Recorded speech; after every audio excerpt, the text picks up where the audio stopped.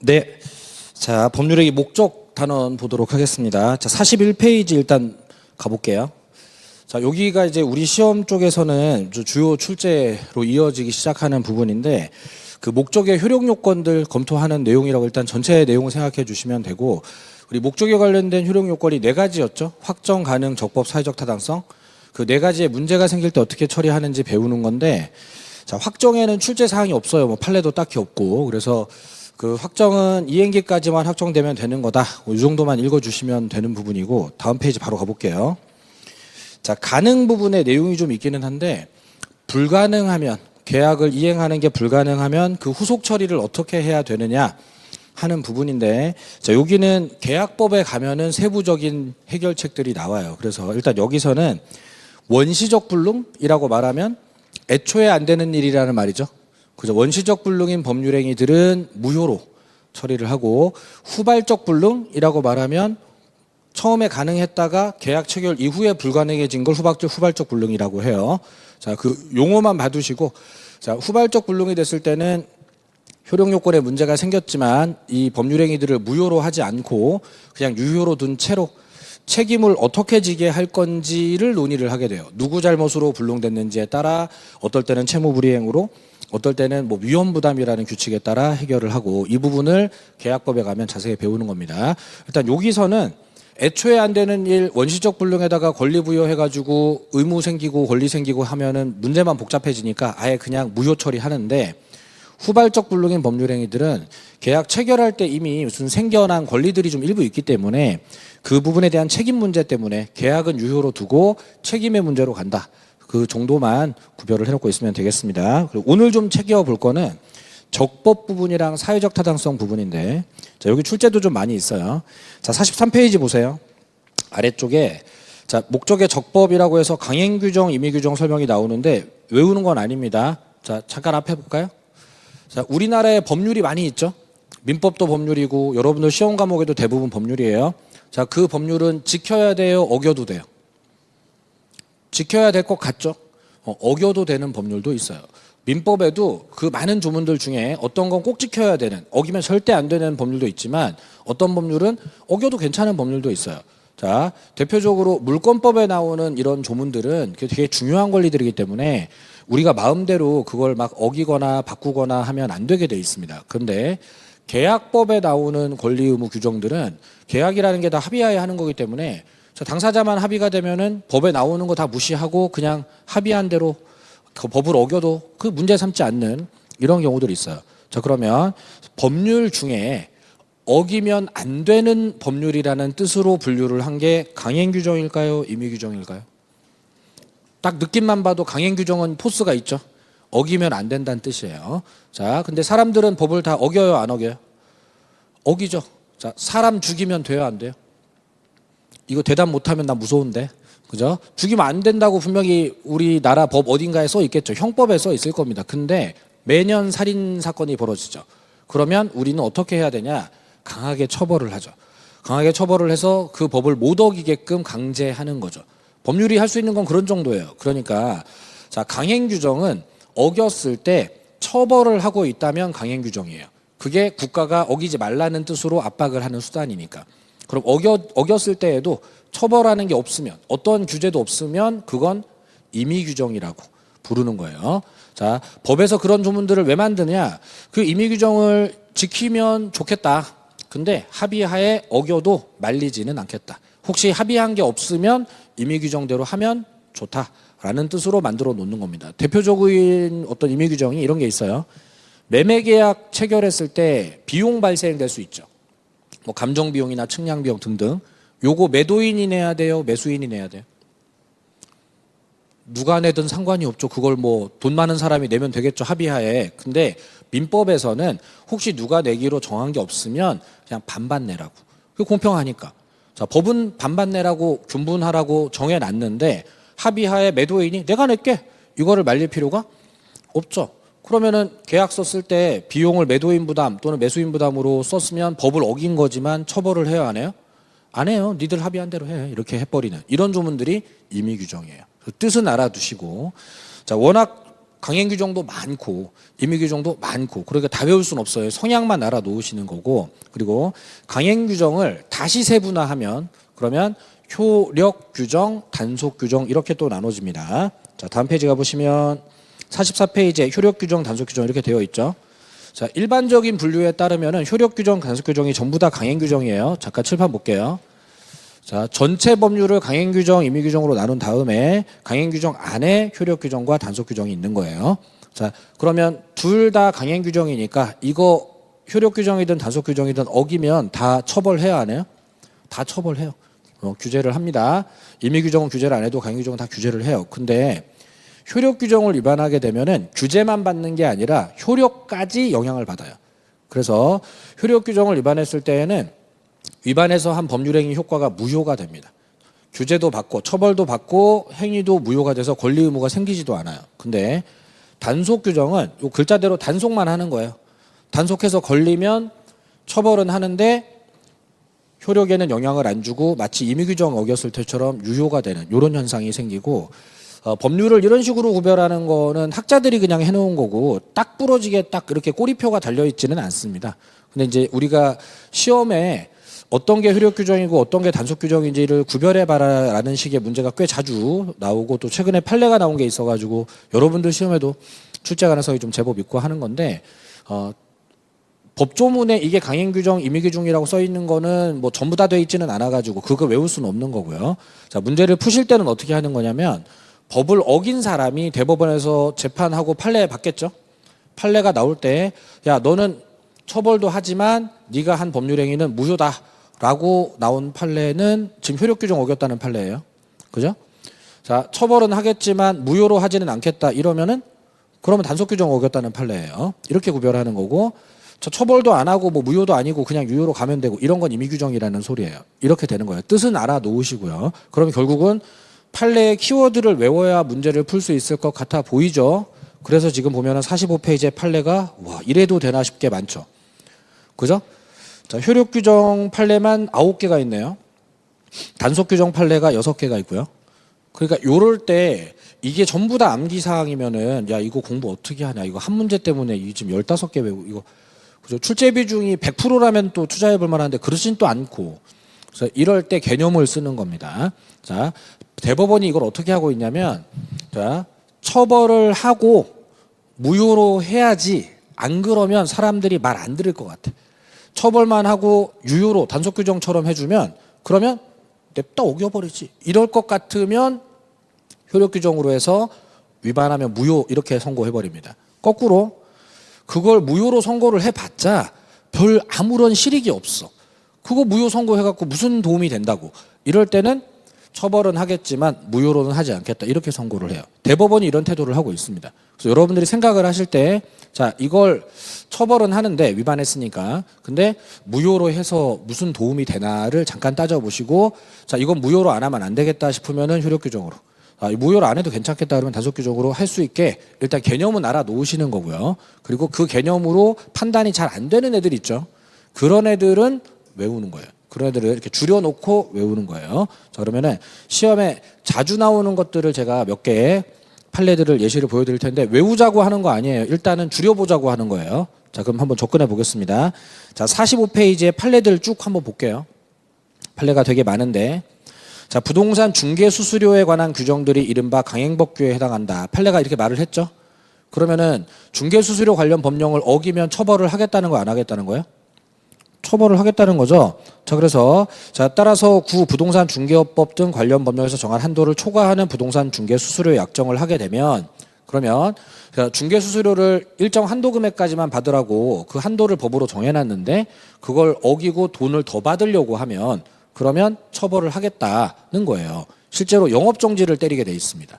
중개수수료 너무 많이 받으면 영업정지라는 규제를 징역 보낼 일은 아니니까 이렇게 하고 있는데 근데 자, 이랬을 때 영업정지만 때리고 수수료는 유효라고 가정을 해보자는 거예요.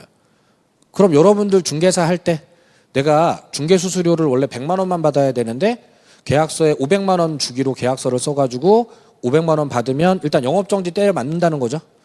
영업정지 3개월만 받으면 내가 500 또는 700을 챙길 수 있다면 초과 수수료 받을 거예요, 안 받을 거예요? 응? 금액만 크면 해볼 만한데 그저 한 3개월 쉬고 그냥 수수료 챙기는 것도 해볼 만한 이런 생각하는 사람이 나올 수 있겠죠.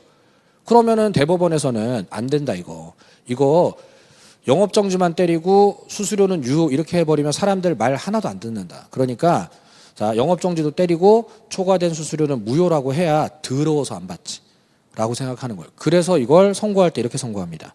그 중개수수료 중에 초과하는 범위에 대해서는 무효다 이렇게. 그러니까 초과되지 않게 받으라는 거고 초과하면 무효다. 그럼 무효면 돌려줘야 된다. 자, 이렇게 처리하겠다는 겁니다. 이게 우리 시험에 제일 흔하게 나오는 효력 규정의 예시 판례예요. 그러니까 이런 거를 외운다는 느낌보다는 초과 수수료 그거 유효로 해주면은 사람들이 그냥 다 계약서 쓰고 약간 영업정지 받고 받으려고 할 거 아니야. 그러니까 무효겠지. 이렇게 해주는 거예요. 그러면 두 번째 판례. 자, 중개사무소 개설 등록에 관한 부동산 중개업법 규정들 다 공인중개사 자격이 없는 자가 중개사무소 개설 등록하지 아니한 채 중개업 하면서 체결한 중개수수료 지급 약정의 효력을 제한하는 이른바 강행법규에 해당한다. 그러면 자격증 없이 중개업 하면 돼요, 안 돼요? 안 되죠. 자, 그러면은 혹시 자격증 없이 중개업 하다가 걸리면 처벌받겠죠? 자, 처벌은 받는데 수수료는 유효 이럴 수 있을까요? 그러면 자격증 왜 따? 그죠? 그냥 하지. 돈만 벌고 걸리면 처벌 살짝 받지. 이런 사람 나올 수 있죠. 그러니까 자격증 없는 자는 수수료를 못 받게 해야 그래야지 자격제도가 의미가 있잖아요. 그러니까 이거는 효력 규정으로 해석이 되고 처벌도 하지만 계약도 무효가 되게 이렇게 운영하는 거예요. 저 중개사 관련 판례들이니까 당연히 중요하겠죠. 그럼 다 그런 거 아니냐? 안 그런 것들도 있는 거죠. 자, 안 그랬던 거 단속 규정으로 가는 애들도 그런 애들이 있는 거예요. 자, 잠깐 단속 규정의 예로 가보겠습니다. 46페이지. 자, 46페이지에 1번 판례. 자, 부동산 등기 특별조치법상 조세 포탈과 부동산 투기 등을 방지하기 위해서 등기하지 아니하고 제3자에게 전매하는 행위, 미등기 전매 행위 또는 등기로 말하면 중간 생략 등기라고 말하는 건데, 자, 이거 이렇게 하는 행동 일정 목적 범위 내에서 형사 처벌을 하고 있다. 그러니까 걸리기만 해라. 징역 보내고 처벌하고 하겠다. 그러면은 강행 규정이다, 임의 규정이다? 강행 규정이다.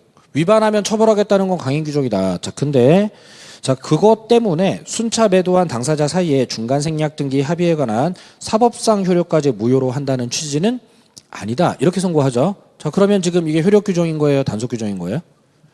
단속 규정인 거예요. 보세요. 네가 법을 어기니까 징역을 보낼 거지만 그렇다고 계약의 효력을 무효로 하지는 않겠다. 그죠? 자, 그러니까 이거는 단속 규정이 예가 되는 건데 그럼 왜 이렇게 하느냐? 자, 중개사 시험에 가장 많이 나온 판례가 이 중간 생략 등기 판례입니다. 자, 요거는 좀 제가 자세히 설명을 좀 드려 놓을게요. 자, 중간 생략 등기가 뭐냐? 물권법에도 나오고 뭐 명의 신탁에도 좀 유사 현상이 나오고 그래서 시험에 굉장히 많이 등장하는 주제인데 갑이 을한테 부동산을 매매를 했으면 등기를 넘겨야죠. 그리고 등기를 넘기면서 취득세, 양도세 내야죠. 이걸 다시 을이 사가지고 병한테 팔 때는 또 취득세, 양도세가 나오겠고 또 등기를 해야 되겠죠. 그죠? 이렇게 해야 되겠죠. 자, 그러면 등기부에 적힐 때 1번 갑소유 이렇게 적혀있던 등기부에 2번 을소유라고 나오고 그리고 그 밑에 3번 병소유라고 나오면서 이렇게 거래가 된 기록들이 쭉 기록되고 현재 소유자는 병이고 이게 정상이죠. 이게 정상인데 근데 이 등기들을 안 하고 다이렉트로 이렇게 넘어가게 만들겠다. 이렇게 하는 거. 그러니까 등기부에 기록할 때 실제로 거래는 이렇게 전매 형태로 두 번의 매매를 했는데 등기부에 기록할 때는 갑소유 밑에다가 누구를 적겠다는 거예요? 병을 적겠다는 거예요. 자, 이렇게 하겠다는 거예요. 이거 하다 걸리면 징역 보내고 처벌하겠다는 거죠. 자, 이거 왜 하면 안 돼요? 응? 결국은 이제 세금 문제가 제일 커요. 자, 중간에 있는 을 요놈이 취득세, 양도세를 다 띄어먹게 생겼잖아요. 그리고 자, 만약에 5억에 산 거를 7억에 판다라고 하면 5억에 거래가 돼야 될 부동산이 갑자기 중간놈 때문에 7억으로 가격이 이상하게 올라가지고 부동산 거래 가격이 불필요하게 상승하는데 원인 제공이 되는 투기적 거래란 말이에요. 그러니까 이거를 못하게 해야 되니까 걸리기만 해 징역 보낸다. 자, 이렇게 하고 있는 거예요. 자, 근데 자, 징역은 보내더라도 처벌은 하더라도 무효로 하지는 않겠다. 그럼 그거는 왜 그렇게 했느냐? 자, 거꾸로 해봅니다. 만약 무효로 한다고 쳐보자. 자, 무효로 한다고 쳐보면 이 등기가 무효로 된다고 쳐보면 말소를 해야 될 거 아니에요. 그러면 이거를 3번 해가지고 2번 등기 말소 이렇게 해서 지운다라고 가정했을 때 병 입장에서는 어차피 나 7억에 살 생각이죠. 그죠? 그리고 괜히 을 끼고 거래하다가 지금 말소당하고 처벌받고 이럴 상황이면 진작에 얘랑 거래하자고 했으면 좋을 뻔했죠. 그리고 갑은 5억에도 팔았던 사람인데 7억 준다 그러면 무조건 판다 하겠죠? 그죠? 그러면 말소 당하면 그러면 병이 갑에게 찾아가서 아 진짜 이상하게 돼버렸네. 근데 꼭 필요하니까 7억에 넘겨라 라고 하면 다시 이 밑에다가 이렇게 등기를 찍는 게 어렵지 않겠죠. 그죠? 갑이 팔라고 그럴 거 아니에요. 그러면 지워서 뭐 하냐? 지우면 또 할 건데. 그리고 직거래하고 등기하면 이건 무효도 아닌 게 되잖아요, 이제는. 그러니까 이거를 지워서 아무런 소득이 없다는 거예요. 단지 이런 짓 하다가 걸리면은 그냥 강력하게 처벌해서 징역 보낼 거 하고 여러 번 이런 짓 하면 더 세게 징역 보내고 이런 방법밖에 없는 거지 무효로 해가지고 문제 해결이 안 된다는 겁니다. 그러니까 단속만 하고 처벌은 안 하는 거예요. 무효 처리는 안 하는 거예요. 이런 식이에요. 이런 식이에요. 자, 그래서 자, 이걸 구별하실 때 어떻게 하는 거냐면 우리 법이 규제를 할 때 나쁜 짓이면 무조건 무효, 나쁜 짓이면 무조건 처벌 이렇지 않아요. 자, 법은 영역들이 달라서 자, 형법의 세계에서 징역을 보내고 처벌을 하는 거하고 민법의 세계에서 무효 처리를 하는 거는 전혀 다른 영역의 문제입니다. 자, 유사 현상에 대해서 잠깐 안내를 드릴게요. 간통 합법입니까? 불법입니까? 간통. 자, 합법이라고 하시는 분은 하고 싶어서 그러는 게 아니라 뉴스에서 봤단 말이죠. 간통 합법됐다고, 그죠? 아니에요. 불법이에요. 간통 불법인데 형법의 세계에서 합법이 됐어요. 민법의 세계에서는 여전히 불법입니다. 그러니까 예전에 간통이라는 행동은 배우자가 있는 사람이 다른 사람이랑 잠자리를 하고 이런 행동들은 형법적으로 사회 질서를 문란하게 하는 범죄 행위로 처벌받는 행동이었고 민법적으로 배우자 마음에 상처를 주는 그런 행동이라서 손해배상 책임을 져야 되는 불법 행위로 분류를 했던 거였다가 자, 간통하다 걸린 사람들이 대부분 뭐라 그래요? 사랑한 게 죄입니까? 이거 하잖아요. 그죠? 그래서 오랫동안 대법원에서 사랑이 죄인가를 논의하다가 자, 꽤 오래 전에 벌써 10년 넘었죠. 간통이 죄는 아닌 것 같다. 그건 사랑한 거니까. 그래서 형사처벌은 안 하는 걸로 바꿨지만 민법의 세계에서 배우자의 마음에 상처를 준 건 맞잖아.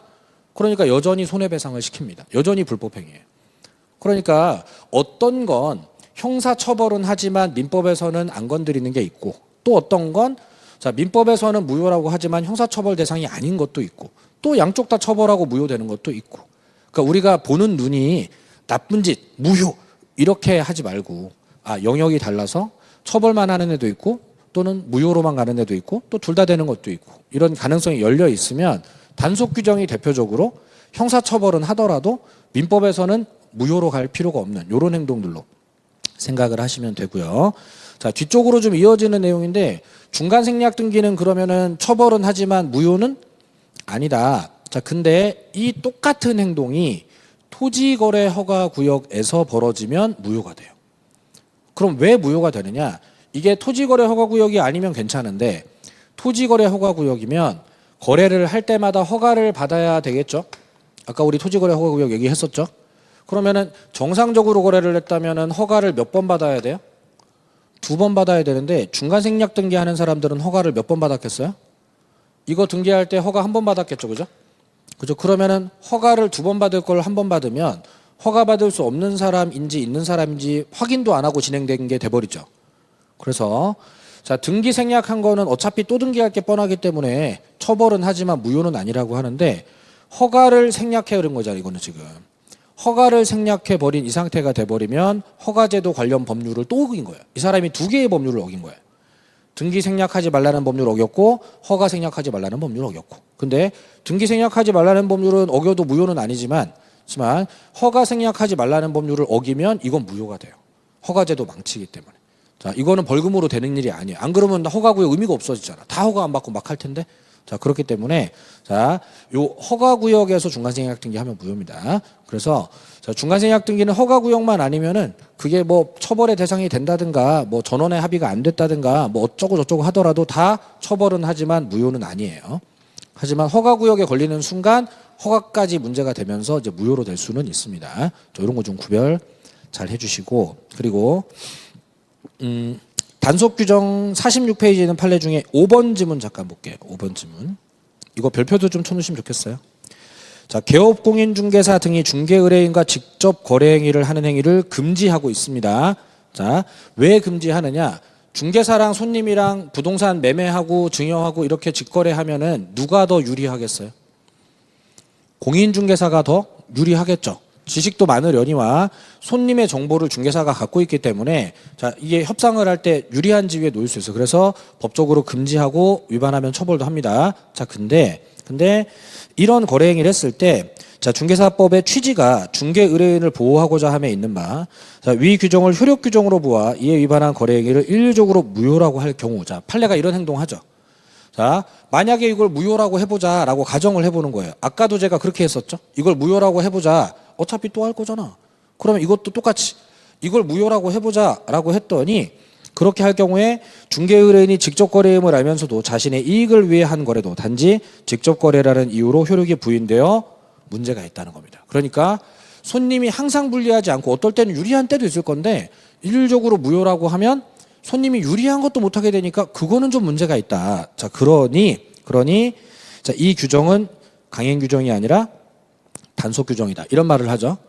단속 규정이라는 건 무효로 하지는 않겠다는 거예요. 손님이 유리한 건 또 누려야 되니까 이렇게 하는 건데 이 판례가 선고가 보시면은 2017년 2월이죠. 비교적 최근에 선고된 건데 출제에 벌써 세 번째 등장을 했어요. 그러면 최근에 가장 따끈따끈한 판례고 왜 이 판례가 자꾸 나오느냐?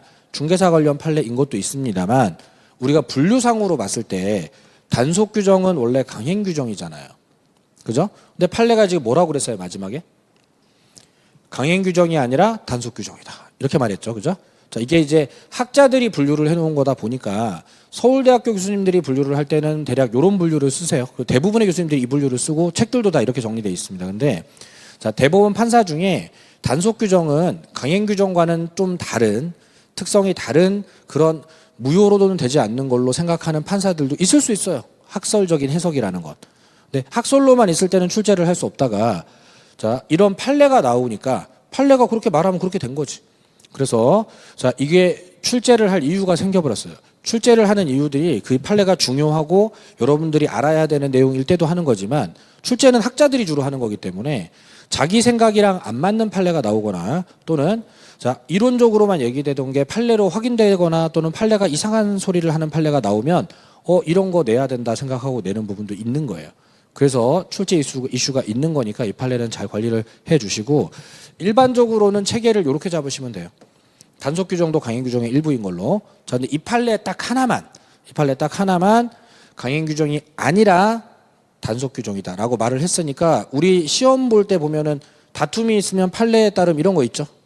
그러면은 수험생이 그게 왜 강행 규정이지 이런 소리 하면 안 돼요. 판례가 단속 규정이다 하면 단속 규정을 해야 되고 강행 규정 아니라고 그랬으니 강행 규정 아니라고 해야 됩니다. 그래서 다른 거 하실 때는 이 분류를 쓰시고요. 그래야 잘 맞아요. 그리고 자, 요 판례 할 때만큼은 강행 규정이다 아니다? 아니다. 자, 단속 규정이다. 요렇게 처리를 해 주셔야지 되겠습니다. 자, 그 외에도 판례가 많지만 이런 방법으로 판례가 하는 유사한 방법으로 하고 그리고 말씀드린 중간생략 등기나 중개사 관련된 판례들은 좀 외워도 두고 요렇게 처리를 하는 거예요. 자, 그러면 문제 잠깐 해볼 텐데 거기 46페이지에 있는 32의 기출문제입니다. 자, 이게 가장 깔끔한 우리 시험용 표준 문제예요.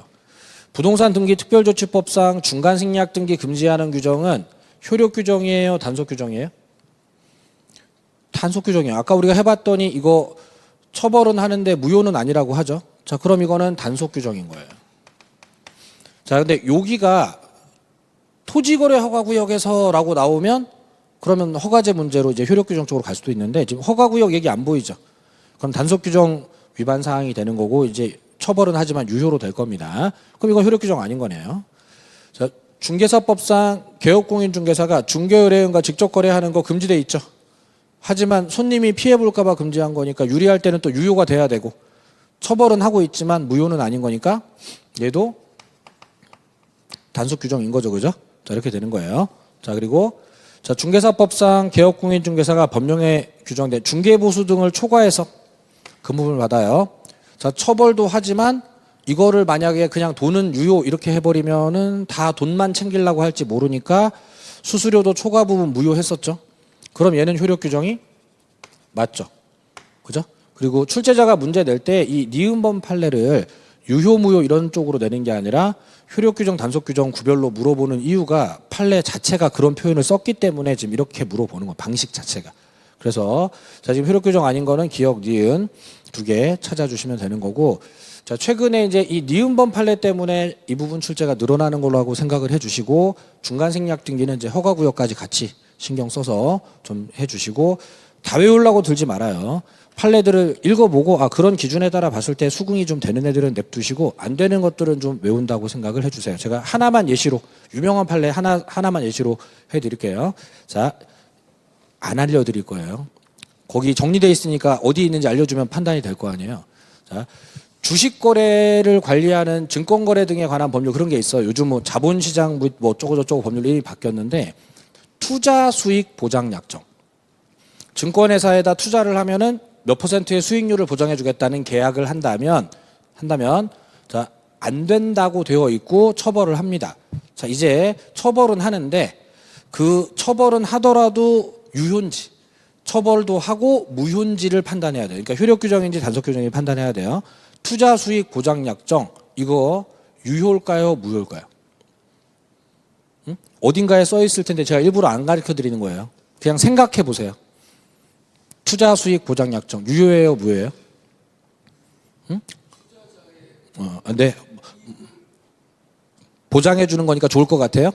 그러면 투자 수익이 보장되시던가요, 사장님? 안 되죠. 저는 안 되던데요. 자, 저도 코로나 때 막 주식 투자 동학개미하고 난리 났었잖아요. 그래서 저도 삼성전자에 올라탔던 사람이란 말이에요. 그래서 되게 많이 벌 줄 알았는데 주식이라는 게 그렇게 마음대로 되지가 않죠. 등락이 있고, 그죠? 그러면 증권회사 직원이라고 별 수 있겠어요? 또 시장을 잘 만나면 돈을 벌 수도 있겠지만 주식이라는 게 또 꺾일 수도 있는 거고. 그러면 손님들한테 투자 수익을 연 30% 보장해 준다고 약속을 했으면, 그러면 일반적이고 안정적인 주식 투자로는 그 돈을 벌기가 어려우니까 투기적 투자를 막 시도하게 될 테고, 증권회사들이 자꾸 그런 시도를 하는 게 좋지 않죠. 그러니까 처벌도 하지만 무효고 수익 보장 약정은 효력이 없기 때문에 기대하지 마라라고 해야지 이 계약을 사람들이 안 할 것 같다고 대법원이 판단하는 거예요. 그래서 투자 수익 보장 약정은 효력 규정 위반으로 무효입니다. 자, 이런 거를 하실 때 그거를 외워서 하시는 게 아니라 투자 수익 보장 안 되던데, 그냥 이렇게 생각해 보면 되는 거야. 자, 그거를 계약서 썼다고 되는 게 아니던데, 자, 그러면 그거 무효인 거예요. 이렇게 되는 건데, 자, 똑같이 증권거래법 관련된 사안이더라도 1인 매매 약정이라는 게 있어요. 1인 매매 약정. 1인 매매가 뭐냐? 매매를 1인 거예요. 내 돈 가지고 네가 주식 투자해. 뭘 사든 뭘 팔든 얼마에 사서 언제 팔든 다 해. 나는 거기서 나오는 수익률만 주면 돼. 그게 얼마가 되든. 자, 이런 거는 유효일까요, 무효일까요? 이거는 유효예요. 이건 유효예요. 규제는 합니다만 유효입니다. 손님 돈으로 증권회사가 막 하는 건 위험한 거지만, 하지만 내가 주식에 대한 지식이 전혀 없을 때는 증권회사 직원한테 맡길 수 있죠. 그리고 우리는 그걸 하고 있죠. 펀드라는 이름으로. 펀드라는 이름으로 그 행동을 하고 있어요. 그러니까 펀드가 무효라면 우리나라에 있는 그 많은 펀드들은 다 뭐야? 그러니까 1인 매매 약정을, 매매를 1인하는 건 펀드 약정 같은 거다. 직접 투자 안 하고 증권회사 직원이 알아서 투자하게. 자, 그렇게 읽어만 진다 그러면 1인 매매는 유효겠구나, 이렇게 판단하시면 되는 거죠.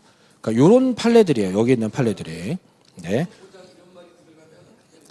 원금 보장 당연히 안 되고요. 수익 보장 다 안 돼요. 다 무효입니다. 자, 그런 부분들이 여러분들이 이제 어떤 판단을 내리실 때 그걸 전부 다 이해해서 할 수는 없겠지만은, 법이 그렇게 만들어진 제도를 이해를 하고 그 부분에 따라서 어느 정도 판단만 된다 그러면 이거를 다 외우면 끝나는 게 아니란 말이에요. 또 있고 또 있고 또 있고 그래요. 그렇기 때문에 자주 나오는 거는 외우시더라도 또 뭔가 헷갈리면 외우시더라도 이것조차도 이해가 되면 외우는 건 아닌 걸로 관리가 되어 있어야지 돼요. 이렇게 돼야 되겠고, 제가 이거 설명드리는 거는 이 부분도 판례가 좀 많아서 좀 줄일 수 있게 노력해 보시라는 게 있습니다만, 자, 정작 시험에 되게 많이 나오는 게 47페이지 아래쪽에서부터 책 한번 보세요. 48, 49, 50, 51, 52, 53, 54, 5, 6, 심지어 58, 7, 8페이지까지, 59페이지까지. 이게 사회적 타당성에 관련된 반사회적 법률행위라는 단원이고, 여러분들 시험에 거의 뭐 매년 나오는 단원입니다. 그리고 그 뒷단원인 불공정한 법률행위 단원까지도 좀 관련이 되어 있어요. 자, 분량이 굉장히 많죠. 이거 다 외우려고 하면 굉장히 많겠잖아요. 그죠? 그래서 이런 거를 개념으로 좀 돌파를 해야 되는데, 그러려면은 강행 규정이 어떤 건지도 좀 알아야 되고 하기 때문에 좀 설명드린 거니까, 자, 이 부분의 양을 줄여야 돼요. 출제 비중은 높은데 양은 많지만 그렇게 막 괴롭진 않아요. 몇 개만 좀 외워주시면 나머지는 좀 할 만한 부분이 있습니다. 자, 어디로 일단 가보시면 체계부터 잡아볼게요. 48페이지에 조문이 있네요. 조문. 자, 103조 선량한 풍속 기타 사회 질서에 위반한 사항을 내용으로 하는 법률행위는 어떻게 된대요? 무효로 된대요. 그죠? 자, 간단한 조문이죠. 그러니까 이걸 좀 편하게 읽어보면 이렇습니다. 자, 선량한 풍속, 우리나라의 일반적인 사람들이 생각하는 그런 문화에 위반하는, 사회 질서에 위반하는, 그러니까 대한민국 사람들이 봤을 때 야, 저런 짓은 하면 안 되는데 싶은 그런 나쁜 짓들을 하는 법률행위들은 어떻게 한다? 무효로 한다. 자, 이렇게 준비가 되어 있는 조문이에요. 그리고 저기 뒤에 있는 조문을 하나 더 보겠습니다. 자, 한참 페이지가 길었죠. 어디로 가시냐면은 61페이지에 불공정한 법률행위라고 해서 104조, 지금 103조, 104조 두 개 조문인데, 자, 당사자의 궁박, 경솔 또는 무경험으로 인하여 현저하게 공정을 잃은 법률행위는 또 어떻게 한대요? 무효로 한대요. 자, 둘 다 사회적 타당성이 없기 때문에 무효로 하는데, 자, 근데 104조는 조금 더 구체적으로 궁박, 경솔, 공정을 잃은 뭐 이런 이야기가 있고, 103조는 그냥 선량한 풍속 기타 사회 질서에 위반하는 이렇게 써 있죠. 자, 그러면 이 두 개 조문의 상호 관계, 그리고 공부는 어떻게 해야 되는지, 양은 어떻게 줄이는지, 그리고 왜 이게 두 개로 돼 있는지, 뭐 이런 부분들이 뭐 직접 출제 사항이 아니라서 어디 어떤 수업용 교재들에는 잘 안 나오는 이야기인데, 오늘 좀 이걸 가지고 줄여보도록 하겠습니다. 자, 칠판에서 보겠습니다. 자, 요 개념을 머릿속에 넣어 놓으세요. 글자로보다 그림으로 넣어 놓으세요. 자, 우리가 좀 전에 강행규정 위반 법률행위들에 대해서 잠깐 이야기를 했었죠. 자, 국가에서는 이거를 처벌만 하면 안 되고 무효 처리를 해야 되고 이런 생각이 들면은 강행규정 위반이라고 그래서 법률을 만들어 가지고 처벌도 하고 무효도 시키고 이렇게 운영을 합니다. 자, 근데 여러분들이 생각하시기에 인간이 나쁜 짓을 계속 만들어내는 것 같지 않나요? 국가가 금지시킨 행동들만 하는 게 아니라 국가가 뭘 금지시키는 행동 이외에 새로운 나쁜 짓을 개발해내지 않던가요, 인간들이? 그죠? 인간은 그렇게 나쁜 놈들이에요. 옛날부터 그래왔고, 그래서 인간이 나쁜 짓들을 하면, 신종 나쁜 짓이 생기면 국가에서 지켜보다가 아, 저거 냅두면 안 된다. 그러면은 국회의원들이 법률을 만들어서 야, 그거 처벌해라, 징역 보내라, 이렇게. 자, 중간생략 등기를 처벌하는 규정이 처음부터 있지 않았을 거예요.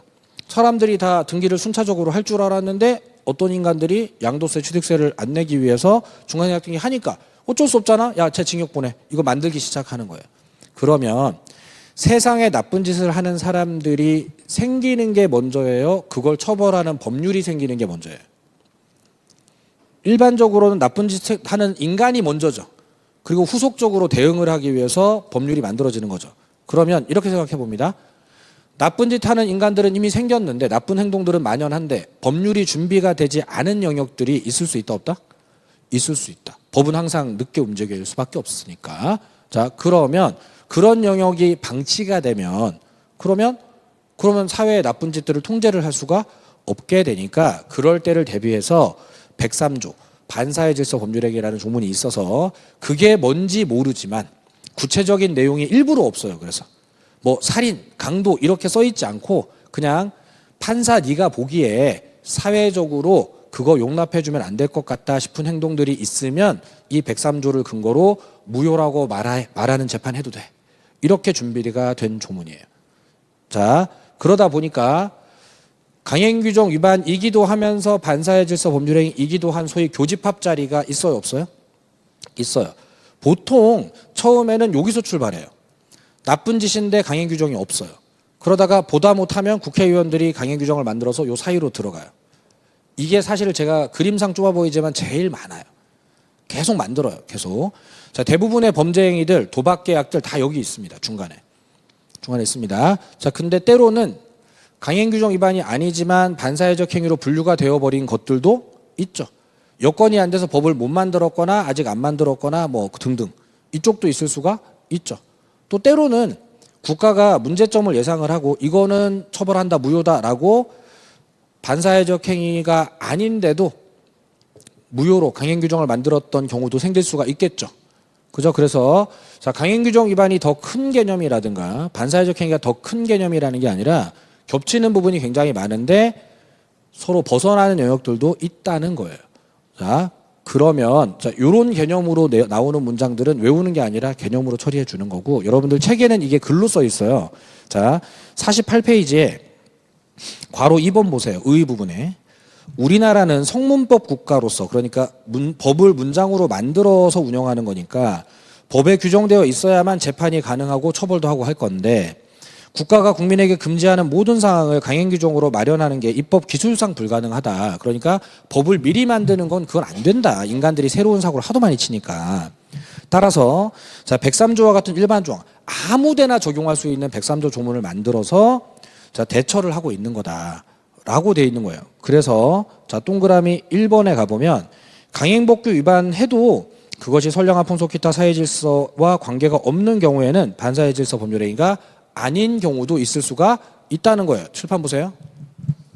이쪽 얘기하는 거예요. 지금 강행법규 위반인데 사회질서랑은 전혀 관련이 없는 어떤 정책적인 목적으로 무효시키는 그런 것들도 있다는 거예요. 자, 이런 게 좀 읽어져야 된다는 거예요. 자, 그리고 또 다만 법률행위 내용 자체는 반사회적인 게 아니더라도 나쁜 짓처럼 안 보이더라도 법률적으로 이를 강제하거나 법률행위의 반사회 질서적인 조건 또는 금전적 대가가 결부됨으로써 반사회 질서적 성질을 띠게 되는 경우도 반사회 질서 법률행위에 포함한다. 그러니까 이게 판사가 지금 어떤 걸 반사회적 행위라고 말할 건지 가이드라인을 주는 거예요. 자, 강행규정 위반이면 다 반사회적 행위? 그거는 아니다.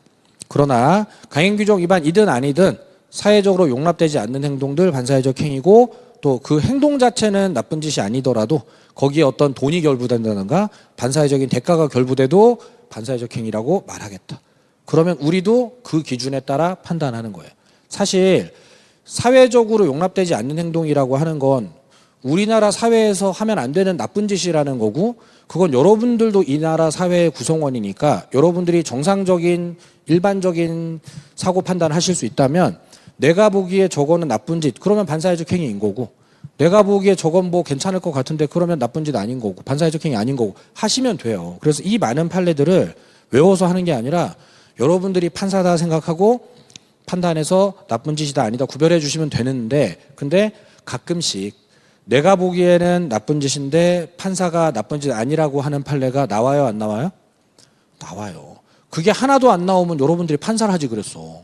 그죠? 나온다고. 또는 내가 보기에는 나쁜 짓 아닌 것 같은데 대법원에서 나쁜 짓이라고 말하는 경우가 나와요 안 나와요?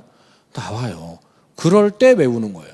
그러니까 내가 봐도 이건 나쁜 짓이고 판례도 나쁜 짓 맞대. 그러면 외울 일이 없는 거지. 그 경계선에 있는 자리들이 외우는 게 되는 거고 그리고 경계선에 있는 것들 어떤 것들인지 제가 대부분 아니까 여러분들한테 그걸 왜 그렇게 선고했는지 설명해 주죠. 설명을 해주고 수긍이 갔어.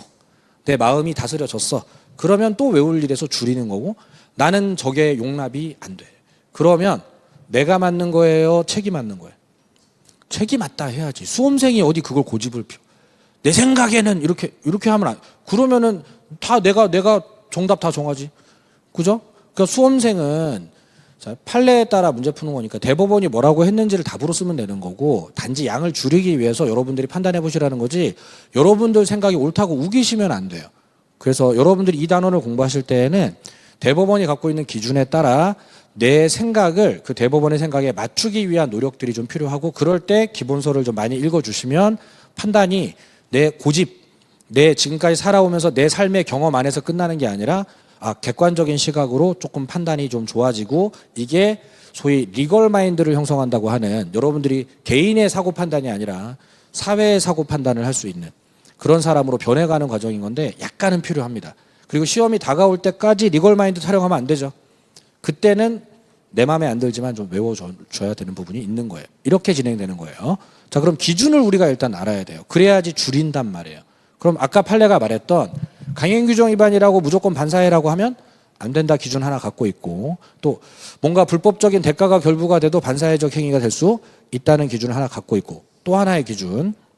자, 요거는 책에는 안 나오는 건데 잠깐 소개드리면 이렇습니다. 자, 예를 하나 들어볼게요. 첩계약. 이 책 뒤져보면 첩 얘기 되게 많이 나오는데 우리나라에 첩계약 허용되는 거예요? 안 되는 거예요? 나쁜 짓이에요? 아니에요? 이거 대답 못하면 이상한 거예요. 그죠? 안 된 지 오래됐어요. 조선시대에나 했었지 지금은 첩계약 안 되잖아요. 그죠? 자, 그러면 그런 걸 내가 외울 일은 없죠. 그죠? 자, 그러면 자, 첩계약은 강행규정 위반이냐? 첩계약을 어떻게 규제하는 부분의 강행규정이 구체적으로는 없습니다. 그래서 요쪽쯤 있어요. 요쪽쯤. 사회적으로 안 되는 건 누구나 알기 때문에 강행규정 없어도 그건 반사회적 행위가 맞습니다. 자, 그러면 이렇게 물어볼게요. 자, 첩계약 하는 거에 대해서 본부인이 동의를 했어요. 우리 남편은 잘생겼으니까 3명까지는 콜. 이렇게 했어요. 그러면 본처가 동의하면 첩계약은 반사회적 행위가 아닌 걸로, 유효인 걸로 바뀝니까? 그럴 리가 없죠. 여전히 반사회적 행위죠. 왜 그렇죠? 응? 사회가 안 된다고 하잖아요. 너는 된다고 했고 네 부인도 된다고 했고 그 첩도 된다고 했는데 니들이 된다고 해도 사회가 안 된다고 하잖아요. 그죠? 당장 내가 싫어요. 나는 부인 1명인데 걔는 2명인 게 내가 싫다고 지금. 이런 식으로 계속하면 우리 아들은 누구랑 결혼해야 돼도 걱정해야 되고. 그러니까 사회가 싫어하는 거지. 그러니까 여러분들이 생각을 하실 때 내 생각에는 이러면 안 되는 거예요. 내 생각이 아니라 우리나라 사회에서는 내가 판사라면 이거를 허용해야 되나 말아야 되나 쪽으로 생각을 하셔야지. 생각을 그렇게 해야 되는 거지. 자, 내 생각에는 이렇게 하시면은 여러분들의 삶의 경험밖에 반영이 안 되니까. 그죠? 사회의 관점에서 객관적으로 바라봐 주셔야지 되는 거예요. 되겠죠? 그래서 그 훈련을 조금씩 하는 거예요. 그래서 조금 받아들일 수 있게 하는 거예요. 그리고 또 하나 48페이지에 동그라미 2번 보세요. 괄호 2번에 동그라미 2번. 반사회 질서 법률행위에 해당하는지 여부는 법률행위 성립 당시를 기준으로 판단한대요. 언제 기준이라고요? 법률행위 성립 당시. 그럼 여러분들이 판단하실 때에도 전체적으로 막 보는 게 아니라 계약을 하는 그 순간, 계약을 하는 그 순간에 이게 나쁜 짓인지를 보려고 해야지 그 이후, 그 이전을 따지면 안 됩니다. 그게 기준이니까. 그리고 여러분들이 공부하시는 이 모든 체계에서 뭔가를 판단할 때 언제 기준이냐고 물어보면 그러면 10개 중에 8개가 법률행위 당시, 계약 체결 당시 판단이에요. 그러니까 이거는 하나의 원리로 기억해 놓는 거예요. 뭔가를 판단할 때는 언제 기준으로 판단한다? 법률행위 당시. 그 이후, 그 이전의 사정들을 고려하지 않는 게 기본이고, 판사는 그 일이 벌어졌던 그 순간에 비난받을 일을 한 건지 아닌 일을 한 건지를 판단하는 거예요. 자, 첩계약을 다시 얘기해 봅니다. 나쁜 짓이에요, 아니에요? 나쁜 짓이에요. 근데 조선시대의 첩계약도 나쁜 짓이었나요? 아니죠. 조선시대의 첩계약은 나쁜 짓이 아니죠. 또 외국의 경우에는 일부 다 처제하는 나라 있죠. 그러면 시간적으로 조선시대에 첩계약을 한 사람을 우리가 무효라고 말할 필요가 없고, 일부 다 처제를 하는 나라에서 첩계약한 사람을 우리가 무효라고 말할 필요가 없죠. 시간과 장소를 고려를 해야 되는 거예요. 근데 지금 첩계약하면 그건 무효죠. 반사회적 행위가 맞죠. 그죠? 그러니까 여러분들이 그 시기에 맞춰서 판단해 주셔야 되고, 그 문장 예시 보세요.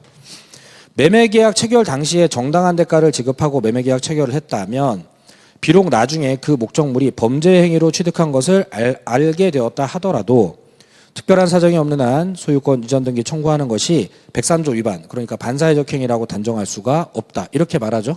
자, 무슨 소리냐? 이 사람 반사회적 행위 한 거예요, 안 한 거예요? 반사회적 행위 안 한 거예요. 자, 나중에 알고 보니 내가 산 게 작물, 범죄 행위로 취득된 물건이라는 건데 계약을 할 때는 모르고 샀어요, 알고 샀어요?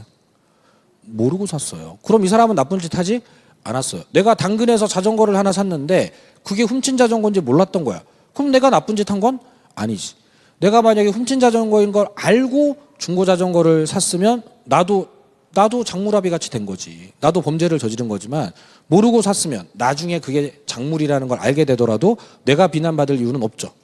그죠? 그 얘기를 하는 거예요. 그러니까 우리가 이런 문제를 풀 때 야, 언제 기준 판단하는 거야? 이렇게 물어보면 법률행위 당시 기준 이러면 되는데 문장이 이렇게 판례처럼 변형됐을 때 자, 이때는 이랬고 이때는 이랬다. 이런 식으로 약간 시기를 구분해서 말하면 우리는 어디에 관심을 둬야 되느냐? 계약을 하고 법률행위를 했던 그 순간에 어떤 상태였는지에 관심을 둬야 돼요. 그죠? 계약을 할 때 여기 문장에 보면 정당한 대가를 지불하고 계약을 했다는 이 말에 초점을 둬야 되는 거지 나중에 범죄 행위로 취득된 물건인 거를 알게 되었다를 반영하시면 안 되는 게 법 판단의 기본이라고요. 이게 여러분들도 판단을 하실 때 이렇게 해주셔야지 돼요. 그래야지 오류가 안 나겠죠. 그죠? 이렇게 판단 기준 시기는 언제다? 법률행위 당시다. 이렇게 판단해 줘야 되고 법률행위 당시가 아닌 다른 시점 기준으로 판단을 하는 어떤 내용이 나오면 그때는 좀 외우시더라도 일반적으로는 뭔가의 판단은 다 언제 기준이다? 법률행위 당시다. 이렇게 판단해 주시고 자 그리고 자 개별적인 판단을 보기 전에 또 이거 먼저 보겠습니다. 54페이지 괄호 6번 가보세요. 동기의 불법이라는 게 있죠. 동기의 불법. 자, 이 동기의 불법이라는 게 뭐냐? 법률행위 자체는 반사회적인 게 아니더라도 반사회적인 대가가 결부되면 반사회적 행위 될 수 있다고 했죠. 그러면 법률행위 자체는 반사회적인 게 아니더라도 그 법률행위를 하게 된 이유, 동기가 반사회 질서적일 때 동기의 불법이라고 합니다. 자, 잠깐 예를 들어 볼게요. 자, 도박, 사행성 도박하는 거. 이거 나쁜 짓이에요, 아니에요? 나쁜 짓이고 반사회적 행위겠죠? 뭐 안 해도 그렇게 써요, 그죠? 도박하는 사람한테 도박 자금 빌려주는 거는 나쁜 짓이에요, 아니에요? 나쁜 짓이죠. 영화 타짜에 보면 김혜수 씨가 그런 거 해갖고 막 돈 벌잖아요. 다 나쁜 짓이죠. 근데 돈 빌려주는 게 나쁜 짓은 아니죠. 그죠? 돈을 빌려준 게 나쁜 짓은 아닌데 도박을 하라고 빌려주니까 그게 나쁜 짓이 돼요. 이런 걸 동기의 불법 이렇게 말하는 거예요. 동기의 불법. 그러니까 돈 빌려주는 건 은행들도 하고 있는 거고 다 하는 건데 근데 도박을 하라고 돈을 빌려주면 그게 동기가 반사회 질서적인 게 된다 이런 건데 자 그러면 이게 무효냐를 따져봤을 때 자 동그라미 1번 동기는 법률행위가 아니므로 동기의 불법이 있는 법률행위라도 원칙적으로는 반사회 질서 법률행위가 아니다라고 하죠. 그죠? 그러니까 동기가 불법적이라고 해서 무조건 반사회 질서 법률행위라고 말하면 된다 안 된다? 안 된다. 자, 어떤 사람이 국민은행에서 돈을 빌려가지고 그 돈으로 도박을 했다고 해서 그 대출까지 반사회적 행위라고 말하면 안 된다. 자, 그런데 2번 표시가 되거나 상대방에게 알려진 동기가 반사회 질서적일 경우에는 103조 위반으로 무효다. 그러니까 반사회 질서 법률행위가 된다는 거죠. 그러니까 제가 하는 행동을 보세요. 제가 친구한테 가서 1,000만 원만 빌려줘. 뭐하게? 묻지 말고 그냥 빌려줘. 이렇게 해갖고 빌려가서 도박에 썼어요. 그러면 도박자금 빌려준 거죠. 이거 무효입니까? 아니죠. 제 친구는 그냥 빌려줬는데 제가 도박에 쓴 거예요. 이걸 무효라고 하진 않아요. 근데 제가 친구한테 가서 야, 나 지금 호구 하나 잡았는데 내가 밑장 잘 빼거든. 나한테 1,000만 원만 빌려주면은 3,000만 원으로 불려가지고 너한테 금방 이자 붙여서 1,500으로 갚을게. 빌려줘. 그렇게 해갖고 빌렸어요. 그럼 제 친구도 나쁜 짓 하고 있죠. 도박 자금 빌려주고 있고 제가 도박에 쓸 거라고 표시했죠. 이러면 반사회적 행위로 무효. 이러는 거예요. 또는 제가 도박에 쓴다고 말은 안 했어요. 근데 도박장 문 앞에서 손을 떨면서 1,000만 원만 막 이렇게 그걸 친구가 빌려주면 제가 도박에 쓴다는 걸 알아요, 몰라요? 알아요. 그럼 표시를 안 해도 이건 도박 자금 빌려준 거죠. 이러면 무효가 되는 거예요. 그래서 표시가 되거나 알려지면 반사회 질서 법률행위로 무효가 된다는 겁니다. 그러니까 자 동기의 불법 현상이 생겼을 때 나쁜 짓이다 이렇게 너무 하면 안 돼요. 자 표시가 됐는지 알려져 있는지를 고려를 해 주셔야지 돼요. 여러분들도 그렇게 판단하셔야지 그래야지 판례랑 같은 결론이 나오지 내 생각에는 나쁜 놈 그러면 이제 그냥 그거는 그냥 감정 테스트밖에 안 되잖아요. 이 기준을 가지고 있어야지 돼요. 자, 이 기준을 가지고 있어야 되겠고 또 하나 반사회적 법률행위에서 가장 출제를 독립적으로 많이 하는 사례가 57페이지에 부동산 이중매매라는 사례인데 자, 어떤 건지 제가 칠판에 그려보겠습니다. 시험에 사례 문제가 나올 때 이런 미등기 전매 중간생략 등기 사례 되게 많이 나와요. 유형이 좀 잡혀 있어서 이 사례가 나오면 어떤 질문들이 이어지는지가 좀 세팅으로 정리가 되어 있고 가급적이면 좀 외워져 있어가지고 빨리빨리 풀 수 있게 하는 것도 필요해요. 자, 모든 사례를 할 수는 없지만 매번 나오던 사례들은 그런 정형화들이 필요하단 말이에요. 자, 미등기 전매도 그렇지만 이중매매도 그런 구석이 좀 기본적으로 있다는 거예요. 자, 그러면 이중매매 뭐냐? 자, 갑이 을한테 부동산을 팔고 매매 대금까지 받았어요. 등기는 아직 안 넘긴 상태인데 근데 더 비싸게 산다는 사람이 나타났습니다. 자, 여러분들이 갑이라면 내가 이걸 5억에 팔았는데 7억 주겠다는 사람이 을에게 등기 넘기기 전에 나타나면 등기를 나는 을에게 주고 병한테 안 판다 이럴 겁니까? 까이 거 7억이면 2억이나 더 버는데 이쪽으로 주자 할 겁니까? 어디다 팔 거예요? 내가 갑이면 벌어야죠. 그죠? 자, 이런 행동 한단 말이에요. 이걸 같은 부동산을 양쪽으로 팔았다 해서 부동산 이중 매매다 이렇게 불러요. 이렇게 불러요. 자, 그럼 묻겠습니다. 요 행동이 갑이 하는 요런 행동이 나쁜 짓인가요, 아닌가요? 잘했나요? 자, 나쁜 짓은 맞아요. 나쁜 짓은 맞죠. 이러면 안 되지 사람이. 근데 자, 이게 반사회적 행위입니까? 우리나라 사회에서 있어서는 안 될 행동입니까? 그거는 아니죠. 왜? 여러분들도 이렇게 할 거라면서. 자기도 그럴 거면서 저게 나쁜 짓이라고 반사회적 행위라고 말하면 안 된다. 그래서 자, 객관적으로 사회의 관점에서 바라보기는 하겠지만 일단은 내 관점에서도 저거는 할 수도 있는 거 아닌가 이것도 반영은 해야 돼요. 자, 그런데 그럴 때 기준이 필요하죠. 자, 자본주의 사회에서 비싸게 준다는 사람한테 등기 넘기는 거는 그건 누구나 할 수 있는 선택. 그러면 사회적으로 용납될 수 없는 그런 것까지는 아니고 다만 갑이 하는 이런 행동을 배임이라고 하는 범죄 행위입니다. 제가 아까 자, 형법에서 처벌하는 범죄인 거냐 민법에서 문제 삼는 무효인 계약인 거냐는 별개의 문제라 그랬죠. 그러니까 갑이 지금 배임이라는 임무에 위배한 죄 범죄를 저질렀는데 갑이 범죄를 저질렀어요, 병이 범죄를 저질렀어요? 갑이, 병은 안 그랬죠. 그죠? 병은 범죄를 안 했어. 그러니까 이쪽이 무효가 될 이유는 없는 거예요. 그러면 갑이 을과의 관계에서 잘못한 거에 대한 계약 위반에 대한 손해배상을 하든가 뭐 배임죄 한 거에 대한 손해배상 하든가 뭐 하면 되는 거지. 자, 병이 가져가는 이 등기를 무효라고 해서 소유권 취득이 안 된다 이럴 필요가 없다는 겁니다. 그래서 이중매매는 원칙적으로는 다 유효예요. 소유권 다 여기 취득되고 그리고 제1매수인, 첫 번째 매수인은 갑하고의 관계에서 갑이 계약 어겼으니까 계약 해제하고 손해배상 청구. 너 때문에 다 망쳤어. 손해배상 청구. 이렇게 책임 추궁으로 가야지 이걸 무효라고 함부로 말하면 안 된다는 겁니다. 하지만 이거 왜 반사회적 행위에서 나오고 있냐? 이 배임죄에 제2매수인 병이 적극적으로 가담을 했다면 이랬다면 자, 그러면 이제 공범이죠. 그죠? 갑 혼자 범죄를 한 게 아니야. 둘이서 적극적으로 공모를 했어. 그래서 을의 권리를 망치고 있지. 그러니 이건 용납하면 안 되는데 자, 이중매매 한 현상만을 위해서 강행 규정을 만들지는 못한단 말이에요. 이럴 때 사용하라고 있는 조문이 반사회적 법률행위. 조문이니까 이거는 안 된다 해서 적극가담 있는 이중매매는 무효가 되는 근거는 103조. 반사회적 법률행위로 무효가 된다. 이렇게 됐어요. 자, 그럼 이중매매는 반사회적 행위냐라고 물어보면 대답을 못해야 정상이고 자, 적극가담이 있어야 이중매매는 반사회적 행위로 무효가 된다. 이렇게 할 수 있는 겁니다. 자, 그죠? 자, 앞으로 적극가담 얘기 없는데 이중매매를 반사회적 행위라고 하면 안 돼요. 자, 적극가담 글자가 약간 적극적으로 가담하여, 적극적으로 요청하여, 적극적으로 기망하여 약간 말이 바뀌더라도 이런 뉘앙스의 말은 있어야 반사회적 행위로 무효라고 하는 거지 나쁜 짓 맞지만 그걸 무조건 반사회라고 하면 안 됩니다. 자, 물어볼게요. 자, 병, 제2매수인이 악이라는 말은 사실 지금은 완성되어 있어야 되는 용어입니다. 법에서 악의는 뭔가를 알고 있다예요. 반대말 선의는 모르고 있답니다. 그러면 병이 악이라는 말은 무슨 말이에요? 나쁜 놈이란 뜻이에요?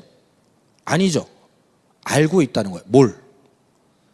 이미 을에게 5억에 팔렸다는 걸 병도 알고 있다는 거예요. 알고 있다는 거예요. 자, 그러면 시험에 이렇게 문제가 나왔어요. 병이 악이래. 그러면 이거 이중매매 무효라 그래야 돼요? 무효 아니라 그래야 돼요? 이거 무효 아니라고 해야 돼요. 왜? 적극가담 아니잖아. 그죠? 악이라고 그랬지 적극가담이라고 안 했잖아요. 그래서 악의가 적극가담인갑소이 이거 안 해야 된다고. 예?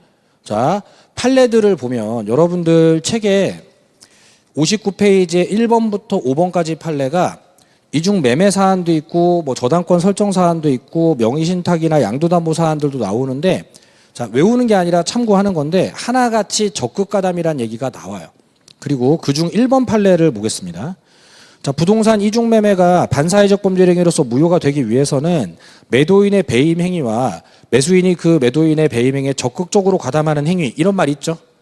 로 이루어진 매매로서 그 적극 가담하는 행위는 매수인이 다른 사람에게 매매 목적물이 매도된 것을 안다는 것만으로는 부족하고 이렇게 돼 있죠. 그리고 적어도 그걸 알면서도 요청하고 이렇게까지 가야 그래야 적극 가담이다 라고 돼 있잖아요. 그러니까 출제자 입장에서는 그냥 악이다 이렇게 쓰면은 적극 가담이 아니라는 의미로 쓴 거예요. 그죠? 그러니까 악의를 적극 가담으로 읽으면 돼, 안 돼? 안 돼. 자, 이렇게 수업하면 학생분들이 항상 저한테 물어보는 게 있어요. 선생님, 적극 가담이랑 악이랑 뭐가 달라요? 나도 몰라. 그거는 판사가 결정하는 거야. 여러분들을 보고 판단하라고 안 해요. 출제자가 적극 가담이라고 주면 무효로, 그냥 악의 주면 무효 아닌 걸로 이렇게 하시면 되는 거고, 이 판단은 사실 굉장히 어려워요. 어렵고 판례들을 보면은 자, 동그라미 2번 판례도 셋째 줄의 중간쯤에 적극적으로 가담하는 것이 필요하다 이런 말 있죠. 3번 판례도 셋째 줄 앞부분에 적극적인 기망행위에 의하여 이런 말 있죠. 그리고 4번 판례도 쭉 읽어보다 보면은 제일 마지막 줄쯤에 넷째 줄, 다섯째 줄쯤에 적극 가담하였다면 이렇게 나오죠. 그러니까 우리는 판례로 시험 보는 거니까 자, 문장 자체에 그게 뭐든 적극 가담이라는 말이 나오면 반사회적 행위로 무효라고 해도 되죠. 그리고 참고로 공인중개사 시험에 적극 가담했다는 말 나왔는데 무효 아닌 판례가 단 한 개도 없어요. 그러면 이건 약간 절대 키워드가 되는 거예요. 예시로 읽어보겠지만 이걸 외우는 게 아니라 적극 가담 나오면 어떻게 해요? 무효. 그냥 고정 박아버리면 돼요. 그냥 적극 가담했다 소리만 나오면 무효하시되 주의 포인트, 그냥 알고 있었다를 적극 가담이라고 오해 해석하면 된다 안 된다? 그거는 안 된다. 이 기준을 가지고 있어야 되는 거예요. 제가 예시는 들어드릴 수 있는데 저도 판단은 못해요. 자, 이런 거예요.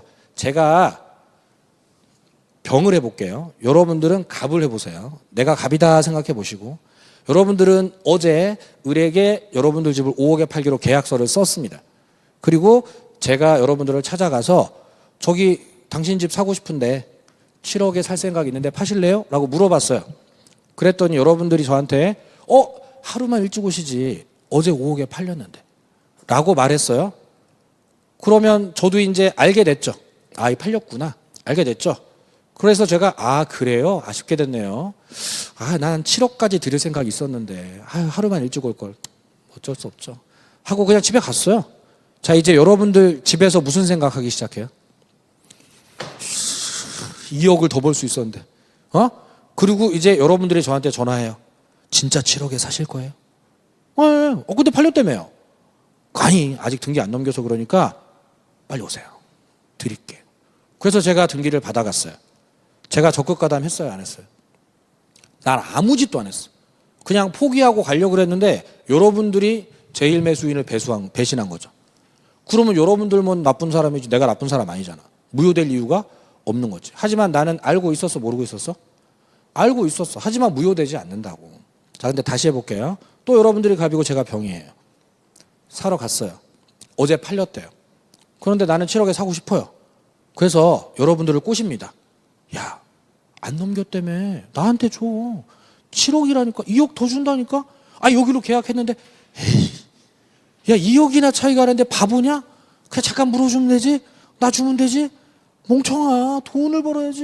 막 이렇게 했어요. 엄청 적극적이죠. 그죠? 그럼 이건 적극 가담이에요. 그러면 제가 등기를 해도 무효가 되는데 판사가 이 행동의 현장에 같이 있지 않은 이상 그냥 악인지 적극가담인지 알게 뭐냐. 그러면 재판 과정에서 증거가 어떻게 나오느냐에 따라 판사는 요 놈을 적극가담으로 판정할 때도 있고 단순하기로 판정할 때도 있겠죠. 그러니까 여러분들이 증거도 없는 상태에서 판정하려고 들지 말라고. 출제자가 적극가담으로 주면 증거가 있나 봐. 적극가담으로 읽으면 돼. 출제자가 적극가담으로 안 줬는데 악이라고 줬는데 근데 그거를 적극가담으로 읽어. 그러면 그건 당신들이 잘못한 거지. 그러니까 우리는 주는 정보에 따라 문제를 푸는 거예요. 그래서 자, 기준들이 일단 중요합니다.